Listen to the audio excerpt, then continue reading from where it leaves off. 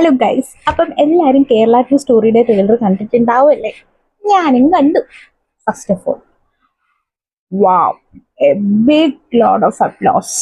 അത് റൈറ്റ് ചെയ്ത ആൾക്കും ഡയറക്റ്റ് ചെയ്ത ആൾക്കും അതിന്റെ പിന്നെ പ്രവർത്തിച്ച എല്ലാ ടെക്നീഷ്യൻസിനും എല്ലാവർക്കും വാവ്. അടുത്ത നാഷണൽ അവാർഡ് കിട്ടും ഗൈസ്, ഉറപ്പാണ് നിങ്ങൾക്ക്. കാരണം ഇതിനെയും കാട്ടി എളുപ്പത്തിൽ ഒരു പൊളിറ്റിക്കൽ പ്രൊപ്പഗാൻഡ വേറെ എവിടെയും കൊണ്ടു ചേർക്കാൻ പറ്റില്ല. പിന്നെ ഇതൊക്കെ സർട്ടിഫൈ ചെയ്ത് വിടുന്ന ആൾക്കാരോടാണ്.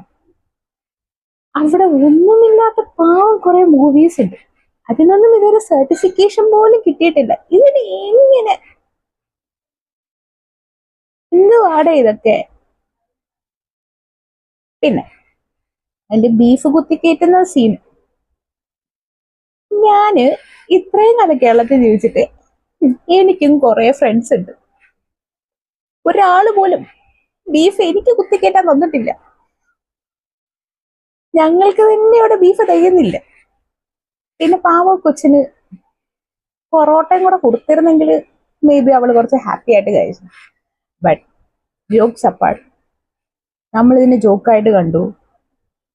ജസ്റ്റ് തിങ്ക് ദാറ്റ് ഇതൊരു കേരള സ്റ്റോറിക്ക് വരെ വേറെ ഏതെങ്കിലും ഒരു സ്റ്റേറ്റിന്റെ പേരും ഇട്ട് അവർ ഈ മൂവി ഇത് ഇറക്കിയിരിക്കുമോ? അറ്റ്ലീസ്റ്റ് അത് പോട്ടെ, ഇതിനെ മൂവിയായിട്ട് കാണണം എന്ന് പറയുന്ന ആൾക്കാര് കേരളത്തിന്റെ പുറത്തോ അല്ലെങ്കിൽ ഇന്ത്യയുടെ പുറത്തോ ജീവിക്കുന്ന ആൾക്കാർക്ക് ഇതറിയാം.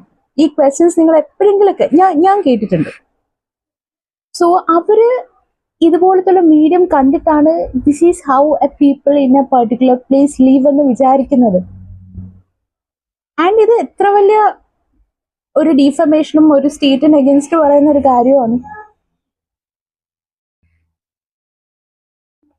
എനിവേ, ഇതൊന്നും അല്ല കേരളം എന്ന് ഇവിടെ ജീവിക്കുന്നവർക്കും അറിയാം, ഇവിടെ വിസിറ്റ് ചെയ്തിട്ടുള്ളവർക്കും അറിയാം. ആൻഡ് ഈ കഥയൊക്കെ എഴുതുമ്പോഴും ഉണ്ടാക്കുമ്പോഴും ഇടയ്ക്കൊക്കെ കേരളത്തിലൊക്കെ ഒന്ന് ജീവിച്ചു നോക്ക്. ഇവിടെ എത്ര ഹാർമണിയിലും എന്തൊരു പീസ്ഫുൾ ആയിട്ടുമാണ് ജീവിക്കുന്നതെന്ന് അപ്പം മനസ്സിലാക്കാൻ പറ്റും. ഞാനൊരു കൊച്ചു എക്സാമ്പിൾ പറയാം. എൻ്റെ അടുത്ത അമ്പലത്തില് ഇന്നലെ ഇവിടെ ഉത്സവം നടക്കുമായിരുന്നു. അവിടെ രാത്രി 12 മണിയായി. എന്നിട്ടും അവിടെ മൈക്ക് സെറ്റും ബഹളവും. ആൻഡ് ഞാനൊരു പോയിന്റിൽ എൻ്റെ അമ്മയോട് ചോദിച്ചു, അമ്മ ഇങ്ങനെ ഈ രാത്രി 12 മണിക്കൊക്കെ ഇത്രയും സൗണ്ടൊക്കെ ഉച്ചത്തിലൊക്കെ വെക്കുമ്പം ബാക്കിയുള്ള ആൾക്കാർക്ക് കിടന്ന് ഉറങ്ങണ്ടേ? ഞാൻ പ്രിറ്റി ഷുവർ ഈ ലൊക്കാലിറ്റിയിൽ ഹിന്ദുസ് മാത്രമല്ല ജീവിക്കുന്നത്, വേറെ കുറെ കമ്മ്യൂണിറ്റിയിൽ. അതിന് ഞാൻ ഇന്നലെ കണ്ടൊരു കാര്യമാണ്, ആ ഒരു പെർട്ടിക്കുലർ ഫെസ്റ്റിവലില് ദർ ഈസ് നോട്ട് ലൈക്ക് ആ ഹിന്ദുസ് മാത്രമല്ല പങ്കെടുത്തത്, വേറെ